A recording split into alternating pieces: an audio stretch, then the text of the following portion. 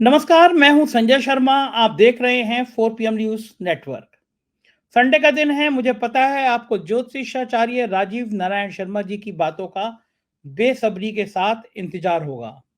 हर बार की तरह मैं पहले बता दूं, मेरा ज्योतिष में यकीन है, इसलिए मैं ये प्रोग्राम करता हूं। आपका यकीन हो तो इस प्रोग्राम को देखिए, ना हो तो मत देखिए। राजीव जी इंजीनियर हैं, इंजीनियरिंग की थी, टॉपर स्टूडेंट हैं, लेकिन फिर ज्योतिष का सालों साल अध्ययन किया। विधानसभा के चुनाव में कुछ भविष्यवाणियां गलत हुई, लेकिन ढेरों उनकी भविष्यवाणियां सही हुई हैं। दुनिया भर में उनके प्रशंसक हैं। ऑस्ट्रेलिया, लंदन, अमेरिका, जापान, हर जगह से उनके लिए मेल आते रहते हैं। लोग उनके प्रोग्राम को दीवानगी की तरह सुनते हैं। आज राजीव जी ने इस प्रोग्राम में मोदी जी की, भारतीय जनता पार्टी की और भारतीय जनता पार्टी के काले धन से रिश्ते की विस्तार से बात बताई है। राजीव जी ने दावा किया है कि भारतीय जनता पार्टी दोबारा सरकार नहीं बना रही है। मोदी जी तीसरी बार प्रधानमंत्री नहीं बनने जा रहे हैं। ये राजीव जी की भविष्यवाणियां हैं। मैं आपको सीधे ले चलता हूं उनके पास। उससे पहले एक रिक्वेस्ट आपसे, आपके ऊपर अधिकार है मेरा, इसलिए मैं कह रहा हूं चैनल को ज्वाइन जरूर कीजिएगा। नीचे ज्वाइन बटन है, चैनल को सब्सक्राइब करिएगा। हमारे राज्यों के चैनल हैं 4 PM यूपी, बिहार, गुजरात, महाराष्ट्र, राजस्थान, कर्नाटक, बिहार और 4 PM बॉलीवुड, उन्हें भी सब्सक्राइब करिएगा। ज़्यादा समय नहीं लूंगा, सीधा चलते हैं राजीव जी के पास। राजीव जी, स्वागत है आपका 4 PM न्यूज नेटवर्क में।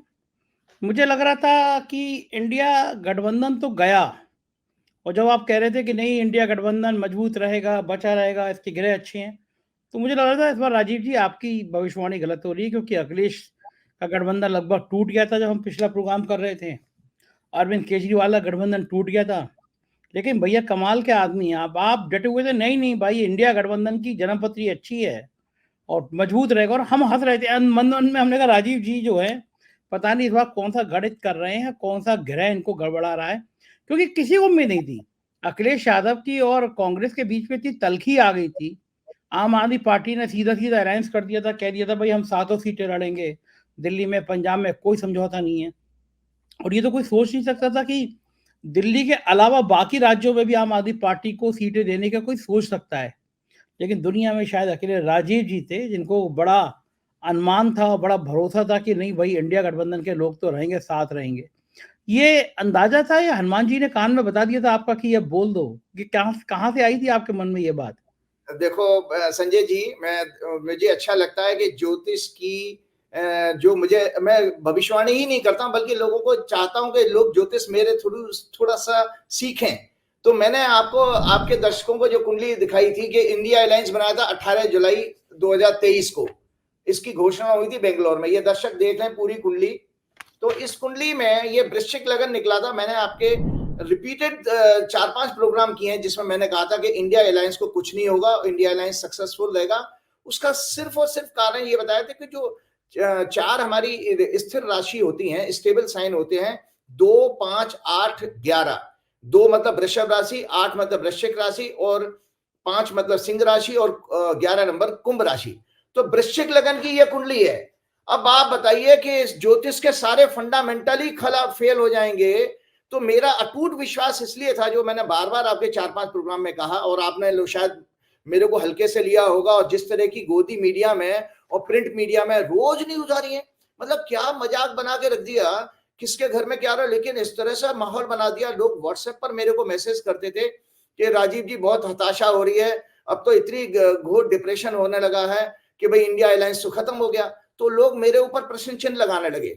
लेकिन मैं अंदर से इतना आश्वस्त हूं, क्योंकि मुझे अपने ऋषियों पर और अपनी विद्या पर बहुत अभिमान है। मैं सच्ची बात बताऊं, मैं एक सच्चा भक्त भी हूं और सच्चा जो है अपने शास्त्रों का जो है बहुत बड़ा चिंतक भी हूं। तो मुझे ये पता था कि ये भविष्यवाणी कभी गलत नहीं हो सकती, क्योंकि फंडामेंटल मैं बात कर रहा हूं कि स्थिर लगन आया और लग्नेश मंगल जो है 10वें घर में बैठे, सत्ता के घर में, और उनकी चौथी दृष्टि है, मंगल की चौथी दृष्टि, मंगल की 7, 4 और 8वीं दृष्टि होती है। तो चौथी दृष्टि इसमें जो है लगन के ऊपर जा रही है। तो ऐसे में लगन और मजबूत हो रहा है। बल्कि आपको बता देता हूं कि 10वां घर सत्ता का होता है। आज एक कदम और आगे बढ़ा करके मैं भविष्यवाणी कर रहा हूं कि ये कुंडली आज मेरी, जब जिस तरह से गठबंधन हुए हैं अखिलेश के साथ और आम आदमी पार्टी के साथ, और ये छुटपुट जो घटना हो रही है ममता बनर्जी की, ये सब छोड़ दीजिए, सब वापस ये भी लोग आ जाएंगे। और इसके अलावा मैंने कहीं अखबार में पढ़ा था कि कमल हसन भी इंडिया अलायंस की तरफ जुड़ रहे हैं। मैंने आपके प्रोग्राम में ये कहा था, इंडिया अलायंस का एक्सपेंशन और होगा, होने दीजिए, चुनाव अभी डिक्लेयर। जब चुनाव डिक्लेयर हो जाएंगे, जब आचार संहिता लग जाएगी, मोदी जी केयर टेकर प्रधानमंत्री रह जाएंगे, तब इंडिया अलायंस में और पार्टियां जुड़ने वाली हैं। क्योंकि इंडिया अलायंस की कुंडली में अभी जो दशा शुरू हो गई है इनकी, शनि में गुरु में शुक्र, शनि में शुक्र में बृहस्पति शुरू हो गया। बृहस्पति इनके छठवें घर में, और छठवां घर होता है, दर्शकों के लिए बता देता हूं, ग्रोथ का हाउस। ग्रोथ के हाउस मतलब एक्सपेंशन के हाउस 3, 6, 10, 11 कहे गए हैं। तो एक तो मंगल का 10वें घर में होना जो ग्रोथ का हाउस है, वो बताता है कि भाई इंडिया अलायंस जो है एक्सपेंड होगा और एक्सपेंड होगा। साथ में गुरु छठवें घर में है, तो गुरु की जैसी प्रचंडता दशा आई है, तो आप देखिए संकट सारा दूर होना शुरू हो गए। और इसके अंदर आने वाले टाइम में आप देखिए मायावती भी आ जाए तो कोई बड़ी बात नहीं है, क्योंकि ये सारी बात अभी भी मैं इस चीज के लिए बताने जा रहा हूं कि इंडिया अलायंस का यहाँ पर ही गठबंधन ही के साथ नहीं बल्कि एक्सपेंशन भी होने जा रहा है। और जो आगे भविष्यवाणी में कहने वाला हूं कि आज मुझे बिल्कुल संतुष्टि है, एकदम टोटल सेटिस्फेक्शन है कि मेरी गणना बिल्कुल सटीक गई है इसमें कि इंडिया अलायंस की। आज मजे की बात यह है संजय जी, टीवी की डिबेट में एक प्रोग्राम में ज्यादा देखता नहीं हूं, लेकिन एक किसी टीवी डिबेट में देख रहा था, तो वहां पर वहां जर्नलिस्ट ने पलट के जो बीजेपी से कहा, भाई आप अपने घर का भी तो कुछ हालचाल दे दो, आपके यहाँ तो कोई गठबंधन किसके साथ हो रहा कुछ पता ही नहीं लग रहा, और अभी तो आपने तो कोई बात ही नहीं करी कि दूसरे के बारे में इतनी जानकारी, उनका तो सब काम आसान हो रहा है। तो यही चीज है कि इस कुंडली के अनुसार लग्नेश मंगल 10वें घर में सत्ता के घर में बैठे हैं, जिसका संकेत पूरा पूरा गहे गणना पे, क्योंकि आज कुंडली मेरी गणना ठीक हो गई है कि इंडिया अलायंस सत्ता का भागीदार बनने जा रहा है 2024 के लोकसभा चुनाव में। अगर यह कुंडली ठीक है, बार बार मैं बता रहा हूं, क्योंकि कुंडली ठीक है, ग्रह के परिणाम भी आ रहे हैं, तो इंडिया अलायंस पावर में आने वाला है। तो आप बात कर रहे हो क्या झटकेदार धमाकेदार बात कर रहे हैं, मतलब मोदी जी तीसरी बार प्रधानमंत्री नहीं बनेंगे देश के? कैसी बातें कर रहे हैं आप राजीव जी? नहीं, मोदी जी तो प्रधानमंत्री बनेंगे ही नहीं। देखिए उसका भी एक कारण है कि मैं आपको एक मोदी जी के बारे में थोड़ी सी मैंने एक नोट्स तैयार किया था, मोदी जी हैं क्या। देखिए मोदी जी 23 साल का उनका कार्यकाल है, वो बड़े आपने जोर शोरों से मोदी जी का 23 साल का जो उनकी राजनीतिक कैरियर शुरू हुआ 2001 से, वो जब चीफ मिनिस्टर बने थे, तो इन्होंने मोदी जी ने जो भी हमेशा जो जिस तरह से सत्ता चलाई है, मेरे पास गुजरात के बहुत सारे लोगों से जो जानकारी मिली है, इन्होंने हमेशा जो 370 और 400 पार का नारा नैरेटिव, ये एक छल कपट का हिस्सा है बेसिकली। क्योंकि गुजरात के चुनावों में भी मैं ये देखता था कि गुजरात में जब भी विधानसभा का चुनाव होने जाता था संजय जी, तो उस समय कोई मंदिर पर अटैक हो जाता था, या मोदी जी कहते थे मेरी अपनी जाति का विवरण लेके आ जाते, मेरे को कोई गाली दे रहा है, नैरेटिव वो इमोशनल कार्ड खेलते थे, या उनके ऊपर कोई घटना इस तरह की वहां की पुलिस जो बनाती थी कि वो आतंकवादी घटना बना करके और चुनाव को ये पलटने की कोशिश करते थे। लेकिन अभी ऐसा नहीं होने वाला है। जो बार बार 370 का जो चीज बार बार कह रहे हैं मोदी जी, वो बेसिकली एक अपने अंदर के डर को एड्रेस कर रहे हैं, वो दूसरे को डरा नहीं रहे हैं, उनको अंदर से खुद को डर है। मैंने बार बार ये कहा था कि थोड़ा बहुत मुझे साइकोलॉजी का ज्ञान है, मैंने दर्शकों के लिए आज मैंने पिछले प्रोग्राम में आपको कहा था कि ये किताबें मैंने पढ़ी हैं, ये 12वीं की एनसीईआरटी की साइकोलॉजी की बुक है, 12th स्टैंडर्ड की, और ये जो है आपकी सोशियोलॉजी की बुक है 12th स्टैंडर्ड की। तो ये किताबें मैंने इसीलिए पढ़ी हैं क्योंकि देश, मुझे लोगों के चेहरे पढ़ने का, उनके जो भाषा जो आप बोलते हो उससे मैं वर्ड से थोड़ा मीनिंग निकाल लेता हूं कि आप इसके अंदर चल क्या रहा है। तो नरेंद्र मोदी जी के अंदर केवल और केवल डर है। मैं आपको जल्दी से बात बताता हूं कि नरेंद्र मोदी जी ने गुजरात में भी अपने विरोधियों को साम दाम दंड भेद से कमजोर करना, उन पर चुनाव के समय झूठे मुकदमे लगवाकर उनका प्रचार जनसंपर्क का समय खराब करना, अफसरों और सरकारी तंत्रों का असंवैधानिक तरीकों से नाजायज उपयोग करना, चुनावों में काउंटिंग तक हेर फेर शामिल है। चुनाव से पहले अपने ऊपर आतंकवादी हमलों, झूठी गालियों की नैरेटिव, अपने आप को नीची जाति का ओबीसी कार्ड खेलना, इमोशनल एक्सप्लॉयटेशन करना, हिंदू मुस्लिम भेदभाव, ये सब पुराने इनके हथकंडे हैं। और एक और जानकारी बता देता हूँ, मुझे ये सारा ग्रंथ आप कहाँ से नोट करके बैठे हैं, कहाँ से ये लाया गया? ये भी जन्मपत्री में है? ये आप नोट कहाँ से किया आपने सब चीजें? भाई ये मैं इसलिए नोट किया कि मैं इनके आचरण को बहुत टाइम से मैं नरेंद्र मोदी जी के ऊपर छोटी सी रिसर्च कर रहा कि ये व्यक्तित्व है क्या। आप भी पीछे पड़ गए, आप भी नरेंद्र मोदी जी के पीछे पड़ गए। पूरी दुनिया में डंका बज रहा है, अमेरिका से लेके और चीन से लेकर जापान तक, अगर आप कह रहे हैं कि उनकी जन्मपत्री अवार्ड है।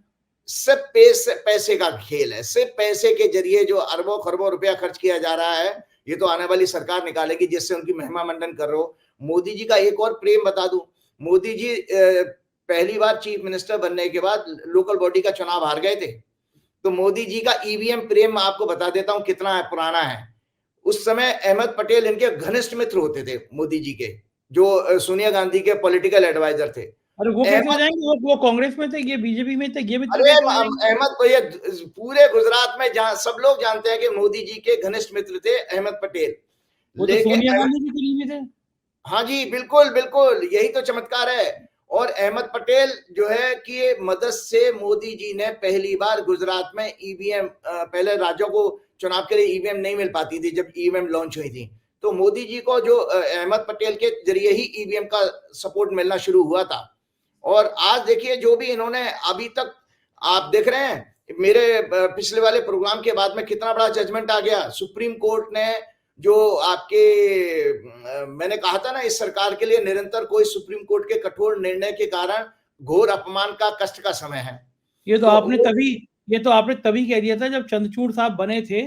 आपने कहा था ये व्यक्ति ऐसे फैसले देंगे जिससे सरकार की कपकपी चढ़ जाएगी। और मजे की बात तो मैं तो मान गया, आपने कहा कि 17 फरवरी से दिन खराब है इनके, और अगले दिन से ये सूचनाएं आनी शुरू हो गई, एक के बाद एक। देखिए, और इसके अलावा मैंने आपने पिछले प्रोग्राम में एक और ट्वीट शेयर किया था मेरा 5 फरवरी का, जिसमें मैंने ये कहा था कि जनता आंदोलित होगी और सुप्रीम कोर्ट के कठोर निर्णय जो है सरकार के लिए घोर अपमान का, कष्ट का कारण बनेंगे। अब आप बताइए कि सुप्रीम कोर्ट ने जो जजमेंट दिया और अपने जो उनको एक स्पेशल पावर जो कॉन्स्टिट्यूशन में मिली है, सेक्शन 142 है, उसके तहत उन्होंने पूरे मेयर के चुनाव को पलट दिया।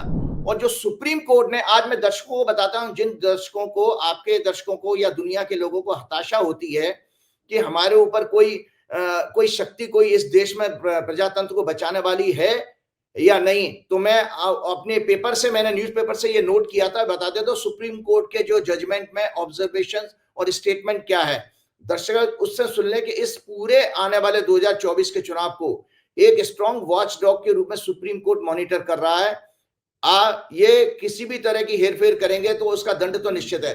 तो सुप्रीम कोर्ट ने अपने जजमेंट में लिखा है, कॉन्स्टिट्यूशनल बेंच ऑफ 5 जजेस said on 20 February 2024 a free and fair electoral process was the most valuable principle in a democracy and the court must step in to protect and preserve it. This court is duty bound to ensure that the democratic process is not set at naught by such subterfuges.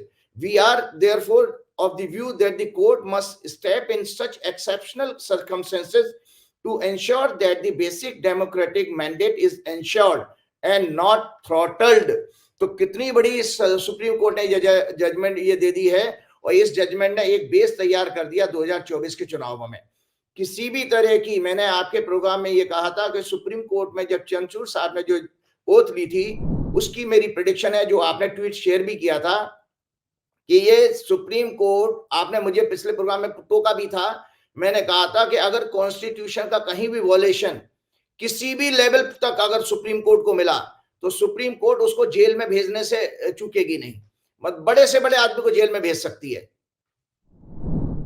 लेकिन आपका ये कहना था कि supreme court के कुछ फैसले से सरकार पर असर पड़ेगा, तो ये जो सुप्रीम कोर्ट का फैसला आया है, तो क्या लगता है आपको सरकार को चिंतित होगी कि ये इलेक्टोरल बॉन्ड पे जो पैसे का मामला सामने आया है, पैसे की बात सामने आई है, ये सरकार पे कुछ असर डालेगा, कोई प्रभाव डालेगा? बिल्कुल बिल्कुल। देखिए, जो आज नरेंद्र मोदी जी जो घबराहट में है, सारी सरकार घबराहट में है। देखिए, जो 370 और 400 का नारा क्या है, दरअसल एक कॉमन एग्जांपल मैं आपको बताता हूं। हम जब स्टूडेंट लाइफ में होते हैं, एक विद्यार्थी जो पढ़ने लिखने में जिसका रुचि नहीं है बिल्कुल भी, उसने साम दाम दंड भेद से मतलब जैसे उसने पेपर पर्चा भी इसको लीक हो गया, किस एग्जामिनर के पास कॉपी जाएगी चेक होने के लिए, वो भी उससे भी संबंध उसने स्थापित कर लिए। मतलब उसने हर हथकंडे अपना लिए, उसने इंश्योर हो गया वो कि मेरे तो इतने नंबर आ जाने वाले हैं। तो वो क्योंकि उसने सारी सेटिंग कर रखी है, तो ये आपके पास या तो यही है कि जो आपके अंदर ये आत्मविश्वास है 400 का, क्योंकि आंकड़े तो कहीं किसी तरह से नहीं, पॉलिटिकल लोग तो बहुत सारे आप लोगों ने प्रोग्राम भी किए हैं, वहां पर किसी तरह से बन ही नहीं रहा, क्योंकि 138 या 132 सीटें तो दक्षिण भारत में है। मैं उस विषय पे नहीं जाता हूं, मैं इधर आता हूं। तो ये 400 का जो नारा है, ये दरअसल अपने अंदर के डर को, जो मैंने साइकोलॉजी की बुक दिखाई थी कि हमारे अंदर जो हम फियर साइकोसिस होता है, तो हम ज्यादा तेज तेज बोलने लग जाते हैं, जल्दी जल्दी बोलते हैं, तेज तेज बोलते हैं फियर के कारण। कमजोर आदमी को आप देखिए, कभी आप गली मोहल्ले में कमजोर आदमी को देखिए, वो बहुत तेज चीखना शुरू कर देगा और गालियां बकना शुरू कर देता है। तो ये आपकी मनोदशा बताती है कि आप मेंटली डिस्टर्ब हो। किस लिए डिस्टर्ब हो? एक तो इंडिया अलायंस की जो स्मूथली जो है क्या नाम है सीट शेयरिंग हो रही है। दूसरा बात है कि जिस तरह के मुद्दे जो मोदी जी के बियॉन्ड कंट्रोल थे, किसने सोचा था संजय जी आज से महीने भर पहले कि ये किसान आंदोलन होगा? किसने सोचा था कि आज बेरोजगार भी सड़कों पर आ गए हैं? और बेरोजगारी का आप ये आलम देखिए कि एक किसी मतलब बड़े प्रोफेसर के जरिए ही मुझे ये जानकारी मिली। आजिम प्रेमजी यूनिवर्सिटी ने एक जो सर्वे किया था, उसमें ये आंकड़े हैं, दर्शक सुने देश के लोग, कि देश किस तरह के हालात से गुजर रहा है और क्यों ये बवाल जो है सड़कों पर एक ज्वालामुखी की तरह फटने वाला है। कि 20 साल से 25 साल की आयु के युवा की जो उसमें बेरोजगारी परसेंटेज 43% है। 43% 20 साल से 25 साल के युवा हैं हमारे देश में। 140 करोड़ की आबादी है, हम कहां से, जब बच्चों को हम भविष्य नहीं दे पाएंगे, सेटल नहीं कर पाएंगे, तो वो कहां जाएंगे बेचारे। और 25 से 30 साल की उम्र के युवाओं में 23% की बेरोजगारी है। तो ये जो बेरोजगारी की वजह से बच्चे सड़कों पर हैं। मैं लगातार अभी कुछ प्रोग्राम देख रहा था, टीवी चैनल तो आपके मेड दिखाते नहीं है, उधर किसान सड़कों पे आ गए हैं। एक बात और मैंने आपको बताऊं, 2 दिन 3 दिन पहले मैंने किसी गोदी मीडिया के चैनल में देखा, वो बड़ी न्यूज चला रहे थे कि भाई ये किसानों के साथ समझौता होने वाला है। तो मैंने हंस कर सोचा, जबकि मैंने आपके पिछले प्रोग्राम में क्या कहा था कि किसानों का आंदोलन लंबा चलेगा, ये समझौता नहीं होगा, बल्कि मैंने ये तक कहा था कि अगले मार्च में जब मंगल कुंभ राशि में जाएगा तो कोई किसी तरह की हिंसा और बढ़ने का योग है। आपको याद है मैंने कहा था हिंसा बढ़ने का योग है। तो ये आंदोलन आप देखिए, उसी दिन वो सरकार के प्रस्ताव को उस रात को ही किसानों ने खारिज किया और किसान आंदोलन अभी भी चल रहा है। तो जितने समय ये जब पब्लिक सड़कों पर रहेगी, ये मोदी जी के लिए एक अच्छा संकेत नहीं है। तो ये कौन दंड दे रहा है? ये मनुष्य के हाथ में नहीं है, इसको काल दंड के रूप में आप देखिए कि ये सब दंडित काल कर रहा है। आज एक बहुत सुंदर पुस्तक में दिखाने जा रहा हूं आपके दर्शकों को। ये जो आपने पहले दिखाई, ये है राम गीता, श्री राम गीता। तो श्री राम गीता ये है कि जैसे पिछले प्रोग्राम में मैं आपके 2 प्रोग्राम पहले विभीषण गीता दिखाई थी, जहां विभीषण का और राम जी का संवाद हुआ, जहां राम जी ने धर्म रथ के बारे में बताया कि सौर और शील उसके 2 चक्के होते हैं। तो आज मैं दर्शकों को पढ़ के बता देता हूं कि इसी से नरेंद्र मोदी जी का कैरेक्टर आपको पता लग जाएगा।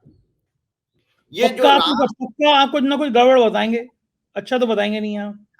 तो ये जो राम गीता है, ये लक्ष्मण जी के कुछ प्रश्न थे। लक्ष्मण जी ने अपने बड़े भाई से पंचवटी में कुछ प्रश्न पूछे थे, उस प्रश्नों का जो आंसर दिया, उसी से दर्शक देखें, उनको आज के हालात को आप तुलना कर सकते हो।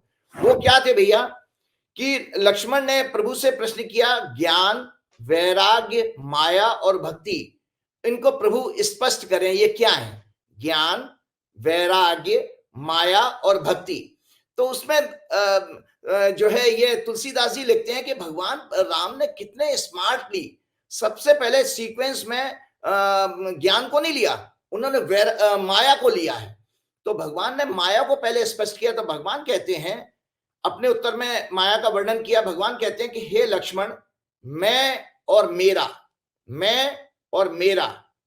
तुम और तुम्हारा, बस यही माया है। मतलब जो अपना ये जो मेरापन है ना, जैसे नरेंद्र मोदी कहते हैं ना बार बार कि मोदी की गारंटी, मोदी, तो इसका मतलब है इस अर्थ से भगवान राम के इस कथन से नरेंद्र मोदी मायावी हो गए। नरेंद्र मोदी की गारंटी, क्योंकि वो तो मैं और मेरे से जुड़े हुए हैं, जबकि भगवान कहने के तो माया है। अब क्या बताते हैं, मैं के बिना तुम नहीं आ सकता, इसे भ्रांति कहते हैं, ये इल्यूजन है, भ्रांति है, भ्रम है मोदी जी को। हमारे समस्त दुख इस शरीर और इसके साथ संबंध रखने वाली वस्तुओं के आने जाने के कारण नहीं, वरन मैं और मेरी की भ्रांति के कारण उत्पन्न होते हैं। इंद्रियों की और मन की जहां तक गति है, उनके द्वारा कुछ ग्रहण, जो भी कुछ ग्रहण किया जा सकता है, वह सब माया है। माया दो प्रकार की होती है, एक विद्या माया जो सत्व, रजस और तमस गुण से वाली होती है, इसी से सृष्टि की रचना ईश्वर ने करी है। उस विद्या माया में पेड़ पौधे, पशु पक्षी, नदी पर्वत, नक्षत्र, तारे, सूर्य, चंद्रमा और अनेक वस्तुएं हैं, किंतु वे कोई भी हमें दुख देने वाले नहीं है। जो प्रकृति है आपको कोई दुख नहीं देती है, लेकिन अविद्या के जरिए, इग्नोरेंस के जरिए, अज्ञानता के जरिए जो माया होती है, जो मोदी जी कर रहे हैं, वो अज्ञानता है। क्योंकि मैंने अपने पिछले प्रोग्राम में कहा था कि जब मोदी जी इस चीज की गारंटी नहीं दे सकते कि अगली सांस, उनको अगली सांस की गारंटी नहीं दे सकते, मोदी जी क्या दुनिया का कोई आदमी नहीं दे सकता। तो वो जो है, इसका मतलब है आप मोदी की गारंटी 370 पार, 300, 400 पार, ये सब माया आप उनसे कहलवा रही है। वो उनके अंदर कोई धर्म का कोई गुण तो है नहीं, ये मैं पिछले प्रोग्राम में कह चुका हूं। तो भगवान कहते हैं शरीर और मन में मैं भाव, मेरेपन का आरोहण, मेरे से ही राग द्वेष उत्पन्न होते हैं, जो हमारे अंदर काम, क्रोध, संकल्प, विकल्प पैदा करते हैं, ये ही माया है। और माया को एकमात्र, आप सही कह रहे थे कि एक गारंटी क्या होती है, एक पल का, एक सांस का भरोसा नहीं है। बड़ी अच्छी लाइन याद आ गई, मैंने पहले भी सुनाई थी, एक नस टस से मस और बस। एक दिमाग में इतनी थी कि इससे पतली नली, टस से मस हुई और आप बस हो गया, आपका काम हो गया। तो काय का घमंड, काय का अहंकार। बिल्कुल। तो उसमें भगवान कहते हैं माया को कैसे दूर किया जाता है, माया को ब्रह्म विद्या से, मतलब जब ये आपको ये सत्य के जरिए, सत्य क्या है कि ये शरीर जाने वाला है, इस शरीर पे मेरा कोई कंट्रोल नहीं है ना, मेरे को अपने कंट्रोल, मन बुद्धि पे भी कोई कंट्रोल नहीं है। तो ये आ गया, ज्ञान आ गया। और वैराग्य का मतलब है, वैराग तो मोदी जी को है नहीं, मोदी जी को तो राग भरा पड़ा है कि वो अभी पहले आए थे, वो 5 साल के लिए सत्ता के लिए आए थे, उसके बाद वो 2019 में रहे, अब वो कह रहे हैं कि तीसरी बार टर्म चाहिए। ये सब माया ही माया है। तो नरेंद्र मोदी जी तो खैर, राजीव जी, मोदी जी तो बंगाल में भी कहते थे दीदी ओ दीदी सरकार बन रही है, वो तेलंगाना में भी कहते थे बजरंगबली का नाम लगा के और सरकार तो बनाने जा रहे हैं, पिछले वर्ग का हम यहाँ पे मुख्यमंत्री बनाएंगे, कर्नाटक में कहते थे, वो तेलंगाना में भी सरकार बनाते। तो ऐसे तो वो हर जगह कहते हैं सरकार बन रही है, 400 पार का नारा भी लगा रहे हैं। कल अवैध जी के संग बात कर रहे थे, अवैध जी ने तो बाकायदा कैलकुलेट करके बताया कि 400 तो छोड़िए, 272 के लाले पड़े होंगे, 272 कहाँ से आएंगे। एक बात बताइए अब राजीव जी, अगर मान लीजिए सीटें आ गई 230, 240, तो आपका भारतीय जनता पार्टी की जो जन्म पत्री है वो क्या कहती है? फिर अगर सरकार बनाएंगे, ये बनाएंगे तो कौन बनेगा? बीजेपी की जन्म पत्री में क्या इस बार का योग दिखाई दे रहा है आपको? बहुत अच्छी बात। देखो, बीजेपी की जो मैंने कुंडली दर्शकों को दिखाई है, ये वाली बीजेपी की कुंडली है। इसके अलावा बीजेपी के लिए मैं 2 आज आंकड़े और लेकर के आया हूं। ये बीजेपी का वर्षफल है, ये दर्शक देख लें, इसमें बीजेपी का वर्षफल है। और बीजेपी के वर्षफल में मुंथा यहां पर आ रही है, मुंथेश, इनका वर्षफल का जो स्वामी है वो शनि है, और मुंथेश भी शनि बनेगा। तो संजय जी, इनकी बीजेपी की 6 अप्रैल 1980 को फॉर्मेशन हुई थी, और 6 अप्रैल 2024 अभी आने वाली है, चुनाव से पहले ही हो जाएगी। चुनाव डिक्लेयर होंगे ना, चुनाव के प्रोसेस में ही देखो बीजेपी की नई साल शुरू हो जाएगी, वार्षिक फल मतलब साल। तो इस बीजेपी की कुंडली में सत्ता का योग नहीं आ रहा, बीजेपी सत्ता से बाहर हो रही है इस कुंडली के अनुसार। दूसरा बात, मैं एक और प्रेडिक्शन देने जा रहा हूं। हमारा जो हिंदू वर्ष है, जिसको नया संवत्सर कहते हैं, ये 8 अप्रैल को रात को 11:51 पे शुरू होगा। इसमें भी आप ये देखिए, सत्ता का घर है ये 10वां घर, इसका स्वामी जो है मरकरी है, और इस सत्ता के घर पर 6-8-12 ग्रहों का योग है।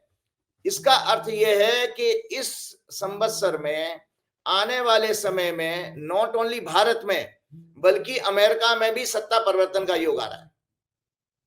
भारत में ही नहीं, क्योंकि मैं आपको बता रहा हूं ये संवत्सर कुंडली इसको याद रखें बहुत खराब है, और इसका जो है राजा जो है मंगल है और मंत्री शनि है इस संवत्सर का। अमेरिका में भी गड़बड़ हो जाएगा मामला। अमेरिका में भी, और इसके अलावा इसमें मंगल और शनि जो है इस तीसरे घर में है। इसका मतलब पाकिस्तान में भी बड़े व्यापक रूप से हिंसा बढ़ेगी।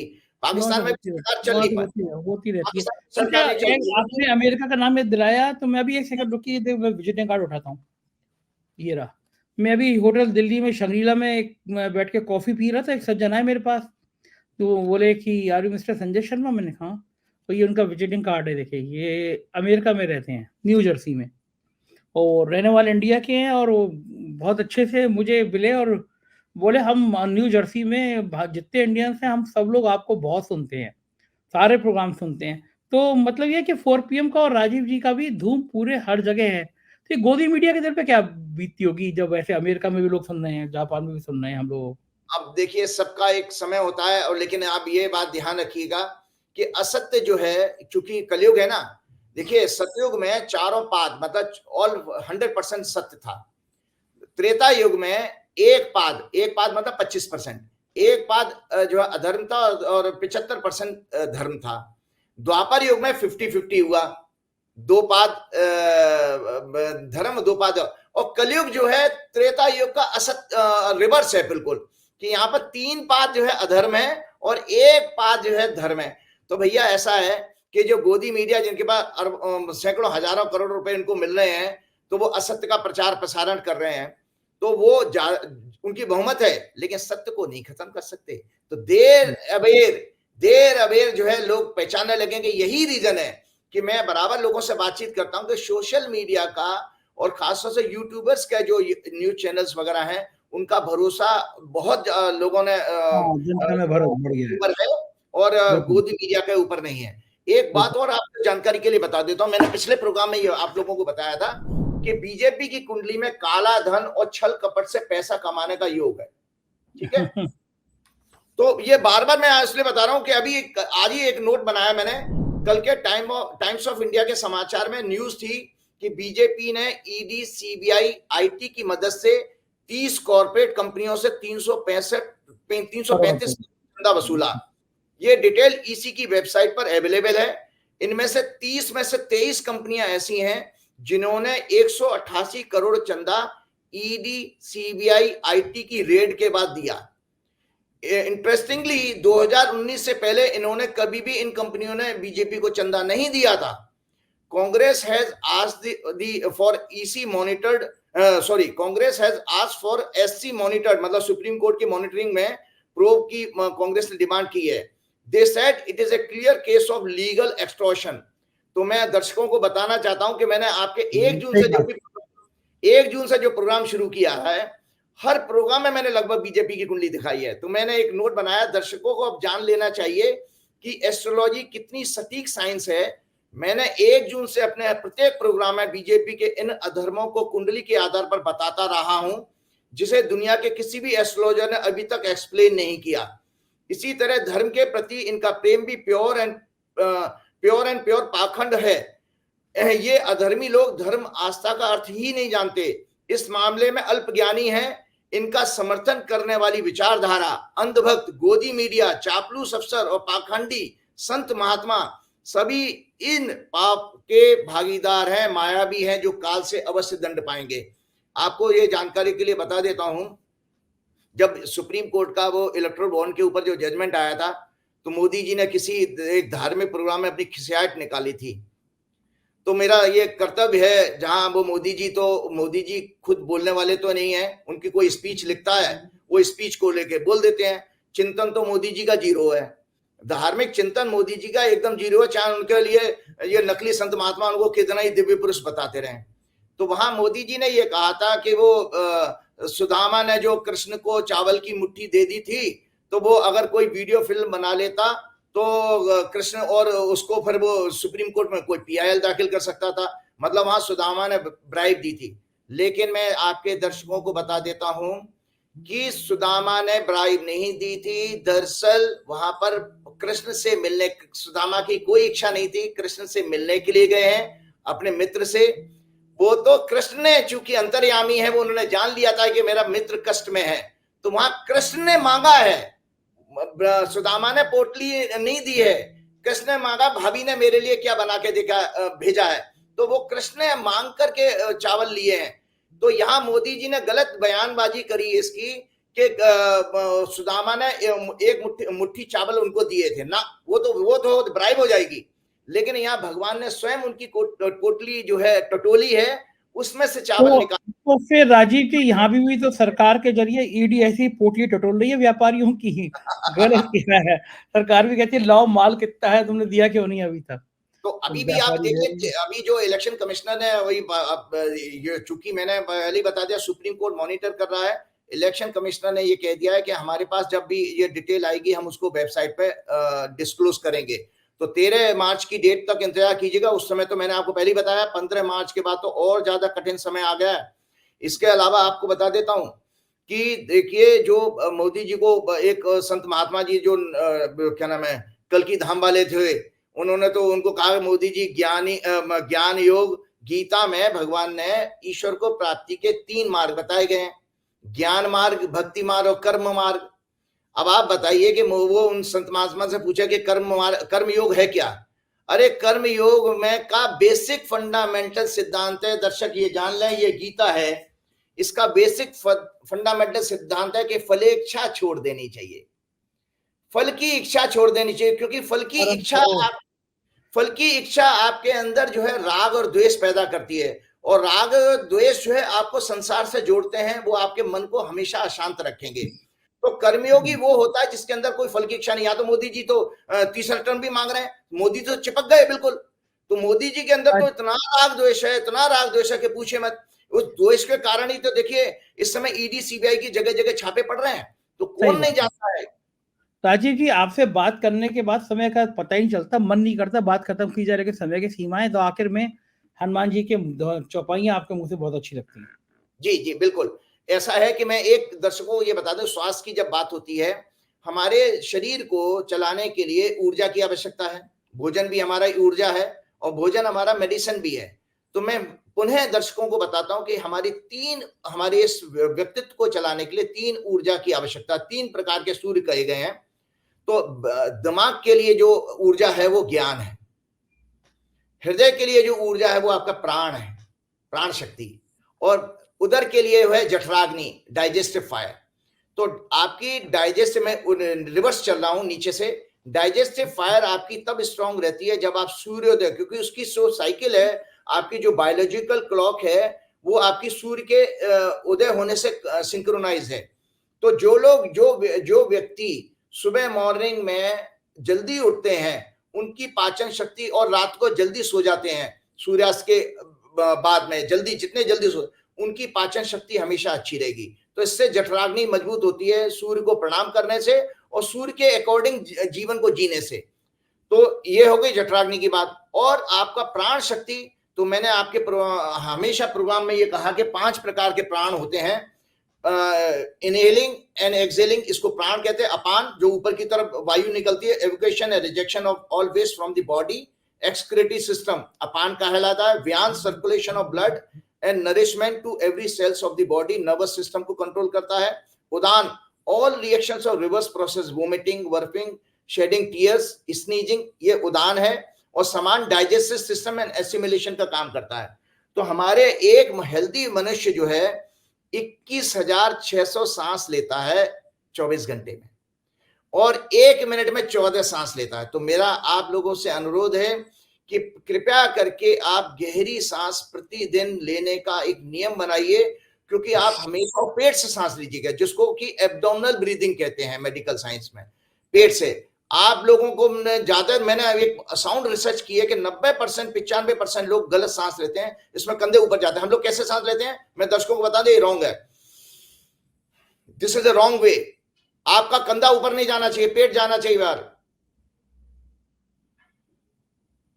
तो इसमें आपके सारे, आपके आंतों से लेकर के जितने भी ऑर्गन्स हैं, आपने पढ़ाई की है, इंजीनियरिंग की, अध्ययन किया, फिर ज्योतिषी का, और बात कर रहे हैं डॉक्टरी की, सारी चीजें जानते हैं आप। मैंने आपको मैं इसलिए बता रहा हूँ संजय जी, मैंने देखा कि दुखों को कैसे कमजोर किया कम किया जा सकता है। भाई जब तक ये शरीर है, शरीर ये इंस्ट्रूमेंट है, ये व्हीकल है, इसी के जरिए आपको सारी अपनी यात्रा तय करनी है। तो जो मैंने आपको बताया कि 25 प्राणों की एक डीप ब्रीदिंग की एक्सरसाइज रोज सुबह करें, जबरदस्त फायदा होगा। और प्रकृति के अनुसार जीना शुरू कर दें। साथ में बस चलते चलते हनुमान जी की गाय, तुम उपकार सुग्रीव ही कीना, राम मिलाए राजपद दीना, तुमरो मत विभीषण माना, लंकेश्वर भय सब जग जाना। जय श्री बहुत बहुत शुक्रिया आपका राजीव जी, इतना कीमती समय देने के लिए धन्यवाद। सुना आपने राजीव जी का दावा, पूरी जन्मपत्री दिखाई, जन्मपत्री दिखा के विस्तार से बता दिया कि भैया सरकार तो नहीं आ रही है, मोदी जी तो नहीं आ रहे हैं, और काला धन को लेकर सुप्रीम कोर्ट कुछ और करने वाला है। क्या होगा क्या नहीं होगा, आने वाले दिनों में पता चल जाएगा। आपको ये बातचीत कैसी लगी, आपके कमेंट का मुझे इंतजार रहेगा। बहुत बहुत शुक्रिया, थैंक यू।